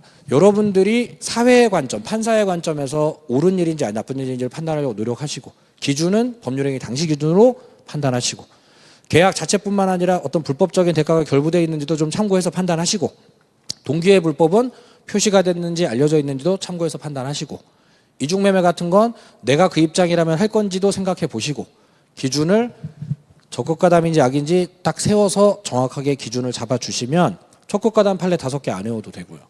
또 이런 기준에 따라 해결되는 애들 안 외워도 되죠. 그렇게 해놓고 해결 안 되는 판례들을 외우는 거예요. 자, 대표적으로 어떤 판례들이 외워져야 되는지 잠깐 가보겠습니다. 자, 책에서 자, 50페이지 바닥으로 가볼게요. 자, 48, 9, 50페이지로 오면서 반사회적 법률들이 많은데 읽어보시면 수긍이 가는 판례들이 많을 거예요. 근데 자, 괄호 2번 바닥에 판례 많은 것 중에 괄호 2번에 동그라미 1번 보세요. 강제집행을 면할 목적으로 부동산의 허위의 근저당권 설정 등기를 격려하는 행위가 나쁜 짓 맞죠. 대충 봐도 나쁜 짓 맞죠. 허위로 미세한 짓 하잖아요. 근데 반사회 질서 법률행위가 아니라고 그러죠. 근데 통정허위 표시로 무효다 이러잖아요. 요런 애들을 조심해야 돼요. 요런 애들을. 자, 요런 애들은 외워두던가 아니면 좀 이해를 해보던가 이래야 됩니다. 자, 칠판 보세요. 이럴 때 이런 거 쓰는 거예요. 어떤 법률행위가 무효가 되는 이유는 강행규정 위반인 것도 있고 반사회적 행위인 것도 있고 둘 다인 것도 있고 또는 이 바깥에 어떤 영역도 있을 수가 있죠. 이유는 많다고 이게. 자, 그러면 무효는 무효지만 반사회적 행위는 아닌 애들도 있을 수 있다 없다? 있다. 자, 무효지만 반사회적 행위가 아닌 게 강행규정 위반인 애들도 있고 또 다른 이유도 있고 이게 있을 수 있다는 가능성만 열려도 그래도 이런 판례가 읽어지는 거예요. 자, 잠깐 그려봅니다. 왜 이렇게 말하느냐. 어떤 채권자가 채무자 갑의 집을 경매하고 싶어 해요. 근데 얘는 경매를 당하기가 싫습니다. 그래서 얘가 생각해낸 꼼수가 자기 친구한테 설정 계약을 통해서 근저당권을 그것도 진짜로 돈 빌리거나 한지도 않았는데 가짜 설정을 통해서 허위 설정을 통해서 근저당권 설정을 해주면 혹시 A가 경매를 하더라도 내 친구가 저당권 갖고 있으니까 얘가 배당을 다 받아가지고 나랑 둘이서 나눠 먹으면 되니까. 자, 그런 생각으로 친구 이름으로 저당권을 설정을 해 놓은 거예요. 나쁜 짓이죠. 나쁜 짓인데 자, 요 저당권 유효냐 무효냐 물어보면 무효인 건 맞다는 겁니다. 자, 무효인 건 맞다는 건데 자, 요걸 반사회적 행위로 무효냐라고 물어보면 반사회적 행위는 아니라고 해야 되고 자, 통정 허위 표시로 무효냐 이렇게 물어보면 허위 표시로 무효는 맞다고. 자, 요렇게 해야 된다는 거예요. 그러니까 무효다의 질문 포인트가 있는 게 아니라 무효가 된 이유의 질문의 포인트가 있다는 겁니다. 이 판례는. 자, 왜 이렇게 하느냐. 자, 이게 경매가 돼가지고 요렇게 넘어갈 수 있어요. 저당권이 경매할 수도 있고 하니까. 그랬을 때 자, 이걸 만약에 반사회적 행위로 무효라고 해버리면 그러면 이 소위 제3자의 소유권 취득이 어려워질 수 있는데 나쁜 짓은 얘네들 둘이 해놓고 피해를 경이 보게 만들면 안 되죠. 그죠? 그러니까 대법원에서는 반사회적 행위라고 하면 안 될 이유가 생겨버린 거예요. 통정허위 표시로 무효다 이렇게 하면은 그러면 적어도 병이 선이 이게 가짜라는 걸 몰랐을 때에는 소유권 가져가는데 지장이 없게 해줄 수 있어요. 그러니까 선의의 제3자가 있었을 때 자, 이 사람을 보호를 좀 해주면서 이게 무효다를 말하려면은 반사회적 행위라고 말하면 안 되는 이유가 있어서 대법원이 일부러 그거 반사회적 행위는 아니고 다른 이유로 무효입니다라고 선고를 한 판례예요. 아, 그래서 그랬구나 정도는 이해 정도로 두시고 시험에서 아, 이거는 무효가 아니라서 유효라서 반사회적 행위가 아니라 그러는 게 아니라 무효인데 제3자 보호의 필요에 의해서 반사회적 행위가 아니라고 한 부분이 있는 거다. 이렇게 이유를 알고 있으면은 좀 판단이 좀 냉정해질 수 있다는 겁니다. 이런 애들은 이유를 좀 알아야 돼요. 이 이유를 아는 게 이해라는 거예요. 이유를 모르고 외우면 암기인 거고, 이유를 알고 외우면 그거 이해라는 거예요. 그리고 51페이지 2번. 자, 부동산 실명법 위반한 명의신탁 약정 똑같이 무효지만 반사회적 행위가 아닙니다. 자, 전형적인 여기에요. 강행규정 위반인데 반사회적 행위가 아닌 걸로 분류가 되는 애들이에요. 자, 이것도 살짝 제가 그려보면 이렇습니다. 자, 갑이 을에게 명의신탁이라 그래서 이름을 맡기는, 소유권은 안 줄 거면서 등기부에 소유자가 을이 된 것처럼 이름만 적게 하는 요런 행동. 요런 행동을 명의신탁이라고 하는데, 자, 실명법 제정 이후로는 이 명의신탁이 다 금지가 되면서 무효. 하다 걸리면 징역도 보내는 강행규정입니다. 자, 근데 자, 이거를 무효라고는 하지만 반사회적 행위라고 하지는 않는다는 거예요. 자, 굳이 따지자면은 부동산 실명법 위반으로, 강행규정 위반으로 무효가 됐지만 강행규정 위반이라고 다 반사회는 아니니까. 자, 이렇게 했다는 거고, 이렇게 처리하는 이유는, 자, 명의신탁 왜 금지시켰느냐. 자, 등기미를 명의신탁해가지고 맡겨놓으면 얘나 마찬가지로 제자리로 돌아와야 경매를 할 텐데 빼돌리는 행동인 거잖아요, 지금. 갑의 채권자들이 경매를 하기도 어렵고 국가에서 세금을 걷기도 어렵게 해놓은 나쁜 짓이기 때문에 무효를 처리를 했는데, 근데 이거를 반사회적 행위라고 하면은 돌려받는 게 어려워져요. 이게 좀 이따 설명드릴 건데 돌려받는 게 어려워져요. 그러니까 자, 돌려받는 게 가능하게 하려면 반사회라고까지 말하면 안 되는 이유가 있는 거예요. 그래서 판례가 이거는 무효는 맞지만 반사회적 행위는 아니라고 계속해서 말을 하고 있는 겁니다. 그리고 지금도 우리나라에 명의신탁이 많이 있는데 예외적으로 유효가 되는 명의신탁이 있어요. 그러니까 일반적으로 명의신탁은 무효지만 예외적 유효가 있습니다. 아시는 분들은 아실 텐데 종중배우자 종교단체가 조세포탈 등의 목적 없이 명의신탁하면은 그거는 관리 편의를 위해서 명의신탁한 거니까 예외적으로 유효라고 해줍니다. 그러면 이게 만약에 사회적으로 절대 용납할 수 없는 나쁜 짓이라면 예외도 두지 말아야지.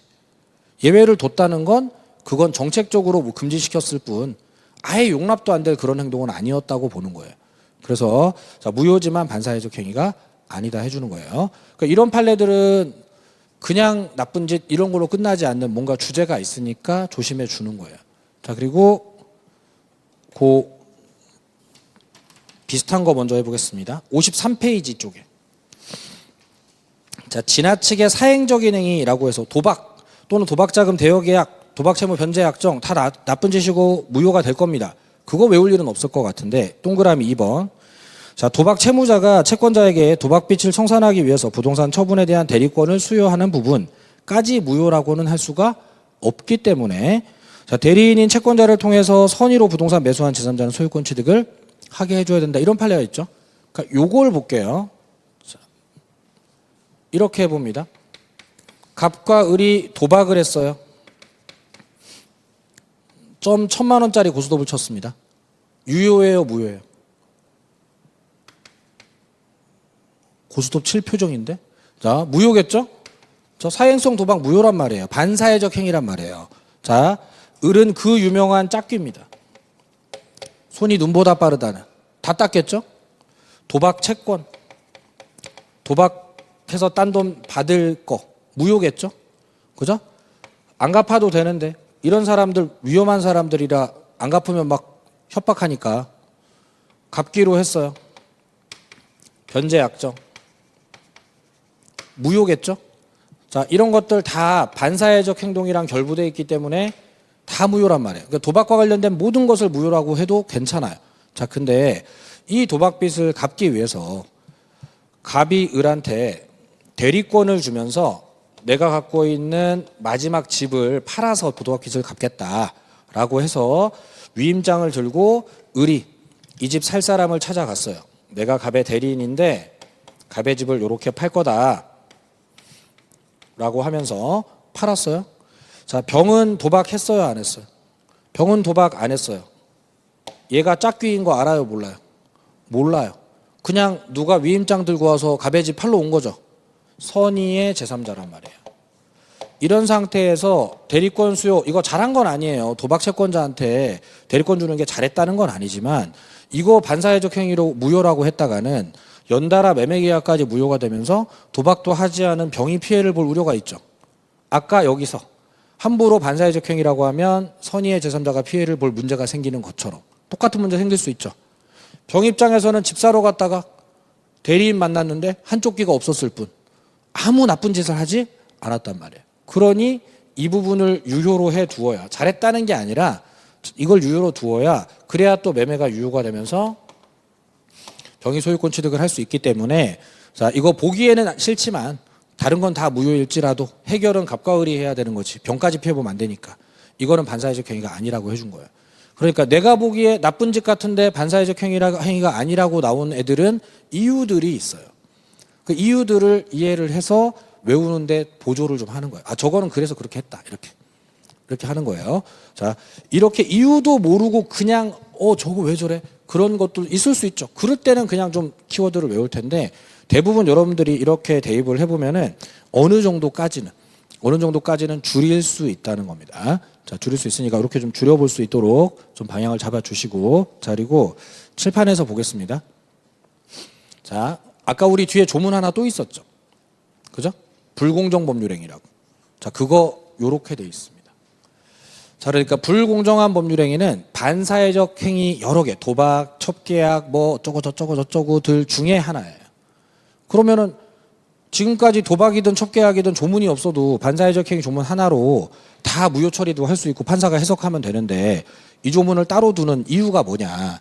자, 이거 따로 있을 이유가 없는데, 자, 이걸 두는 이유가 뭐냐면 돌려주는 문제 때문에 그래요. 제가 아까 저거 돌려받지 못할까봐 반사회적 행위 아니라고 한다 뭐 그런 거 있었죠, 그죠?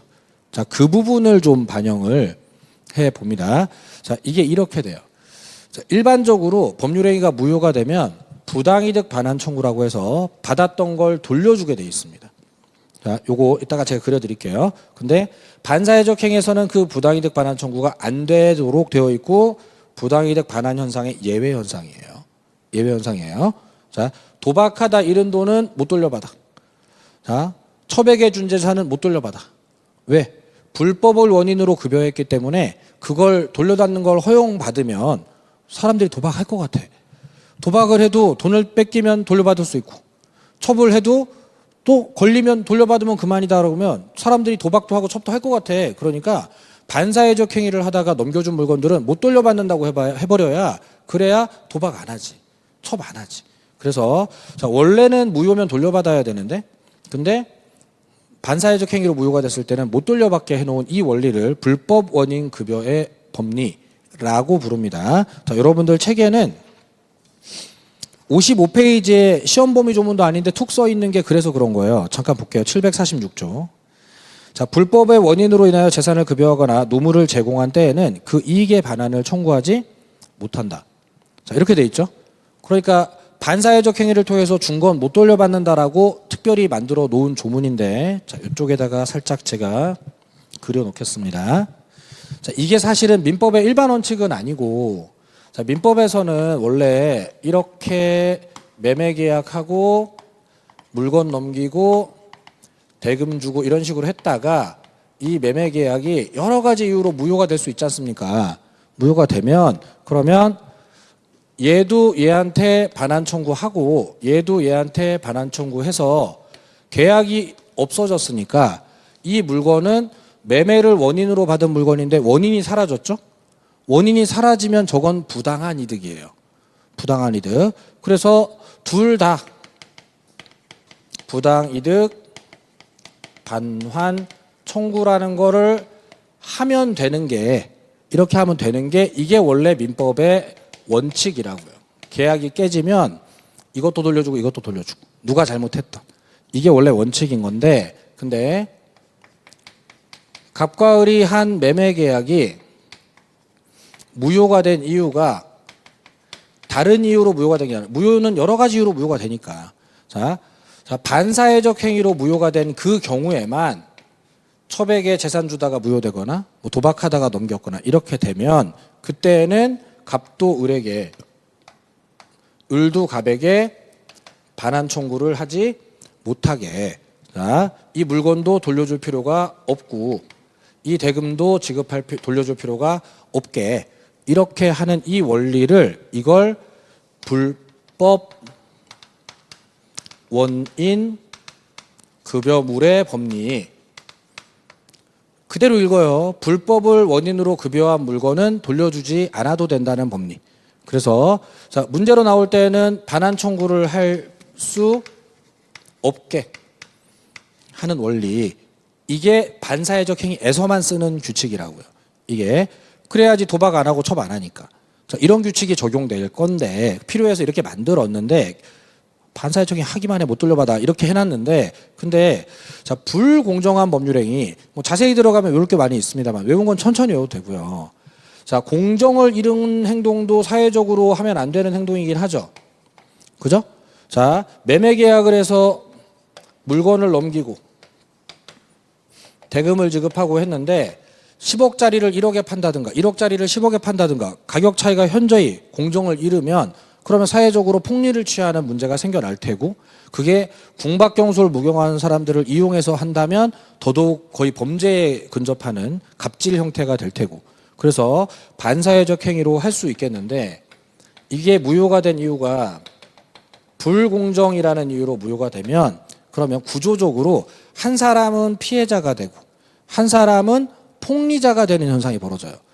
예를 들어 자 10억짜리 건물을 궁박경솔한 상태에서 1억에 파는 그러니까 갑이 지금 굉장히 돈이 없어서 쪼들리는 상태에서 자기 집 10억짜리를 고위직 공문에다가 청탁의 대가로 1억에 넘기면 그러면 사실상 9억에 뇌물을 주는 것 같은 이런 행동이 돼버리죠. 근데 이게 자 갑은 9억이나 피해를 보는 구조가 나오고 을은 9억이나 폭리를 취하는 구조가 나오면 누가 나쁜 놈이에요? 이게 만약에 뇌물의 대가라면은 둘 다 나쁜 놈이지만 그렇지만 자, 이 사람이 어려운 걸 이용해서 얘가 그걸 뜯어내는 구조라면 갑은 순수 피해자가 돼버리죠. 자 그러면 이럴 때는 순수 피해자인 갑은 일반 원칙에 따라 부당이득 반환 청구를 하게 해주고 그리고 순수 폭리자인 나쁜 놈은 불법 원인 급여 원리에 따라 반환 청구를 못하게 이렇게 그래서 자 피해자는 원래 무효면 반환 청구를 하는 게 원칙이죠. 원칙을 적용받고 폭리자는 반사회적 행위를 기획한 사람이니까 준 걸 못 돌려받게 해놔야지 이게 사회가 안정이 되겠죠. 그래서 반환 청구를 못하게 이렇게 해야 될 필요성이 있는 한쪽만 나쁜 짓 하는 형태의 반사회적 행위인 거예요. 그래서 원칙을 피해자에다 적용해주고 자, 예외를 폭리자 쪽에 적용하고 이러려고 조문을 따로 하나 한쪽만 나쁜 짓 하는 형태의 불공정 법률행위라는 형태의 조문을 그냥 따로 만들어 놓은 거고 우리가 방금 본 이 조문 자 불법 원인 급여 조문에도 보니까 그 끝부분에 불법의 원인이 수익자에게만 있을 때에는 그러하지 아니하다 이랬죠. 그러니까 불법의 원인이 한쪽에만 있을 때에는 반환 청구 못할 게 아니다. 그렇게 반환 청구해도 된다는 뜻이 된 거예요. 자, 이 조문을 외울 필요는 없습니다. 우리가 알아야 되는 거는 이 구조만 알면 돼요. 반사회적 행위 계통이 아예 아닐 때 반사회적 행위 불공정 행위 계통이 아예 아닐 때에는 원래는 돌려받아야 된다 안 돌려받아야 된다? 원래는 돌려받아야 된다. 이게 원래 원칙인데 근데 반사회적 행위에서는 아예 못 돌려받게 되어 있는 게 있고 그리고 불공정은 반쪽이니까 반반 적용으로 가면 된다. 그래서 조문이 따로 있는 거다. 포함관계에 있는데도 불구하고 따로 있는 거다. 자, 이렇게 개념이 잡혀 있으면 됩니다. 그러면은 개별적인 판례를 좀 못 외워도 내 판단이 조금 더 유리해질 거고 그러면은 이 많은 페이지들에서 부담감을 좀 줄일 수가 있어지는 거예요. 자, 뭐 시간상 제가 다 읽어드릴 여건은 지금 안 되는데 문제로 나와 있는 건 몇 개 좀 해보도록 할게요. 자, 여기 페이지로는 56페이지 쪽에 있는 기출문제입니다. 기출문제 보도록 할게요. 자, 반사회적 법률행위로서 무효가 아닌 것. 자, 그럼 판단할 때 무효가 아닌 걸 찾으라 그러니까 유효인 걸 찾아도 찾겠지만 반사회적 행위로서라고 했으니까 다른 이유로 무효가 된 것도 이거는 반사회적 행위로 무효는 아닌 거죠. 자, 그러면 과도하게 중한 위약벌 약정. 여러분들 기본서에 이것도 찾아보면 써 있어요. 근데 내가 외우지 않아도 나쁜 짓 같아요? 안 나쁜 짓 같아요?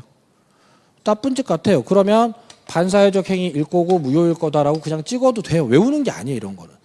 자, 뭔가 폭리를 취하는 뭐 그런 형태인 것 같아요. 자, 도박 제공 목적으로 금전을 대여하는 거. 동기의 불법이죠.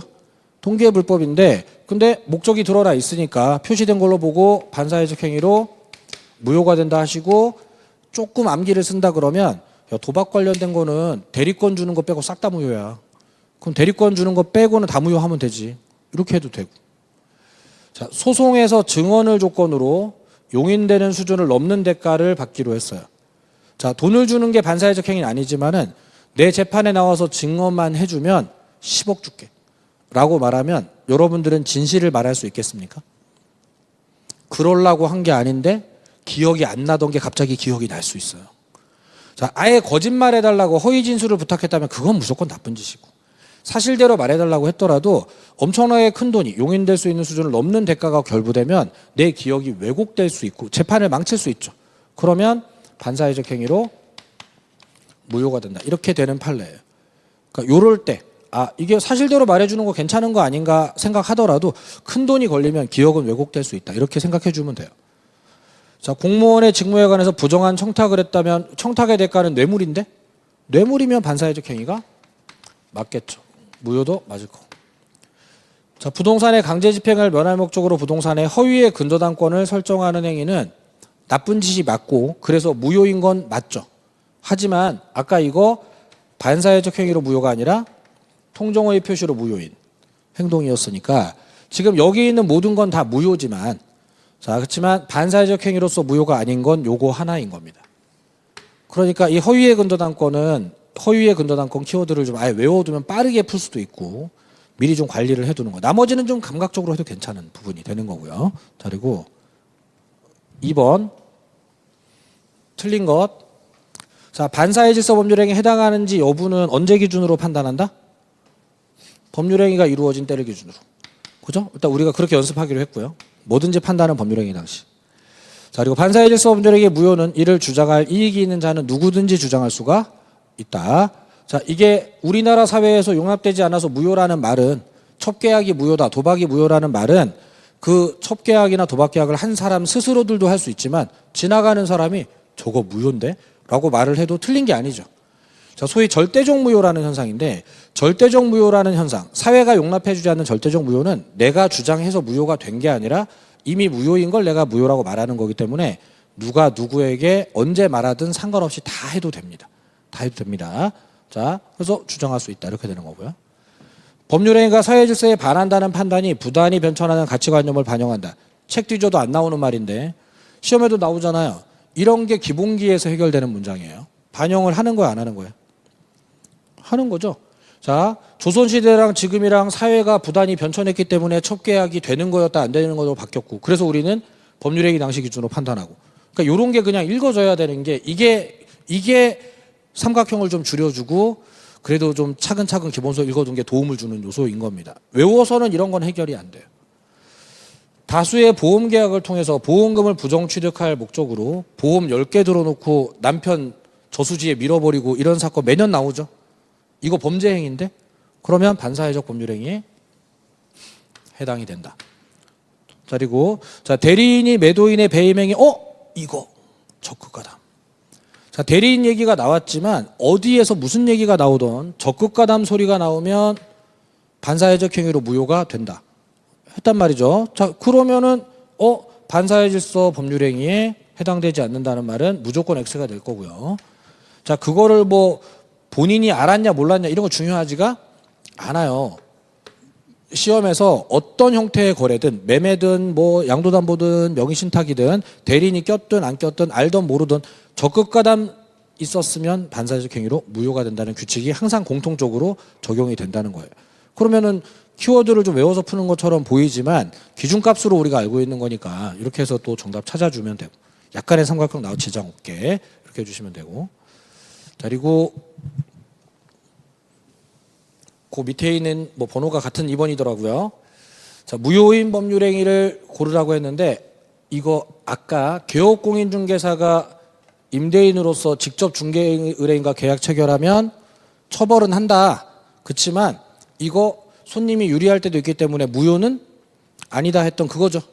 저 매매가 아니라 임대차지만 조금 바뀌었지만 그래도 구별은 될 겁니다. 이거 유효네요. 그죠? 단속 규정 위반으로 끝나는 겁니다.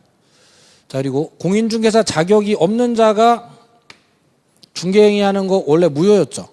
근데 자, 우연히 딱 한 번 하는 거는 영업을 한 건 아니에요. 저희 어머님이 가끔씩 이런 행동 하십니다. 자격증도 없으시면서 동네 아줌마 소개해주고 아들 100만 원 받았어 이런 거.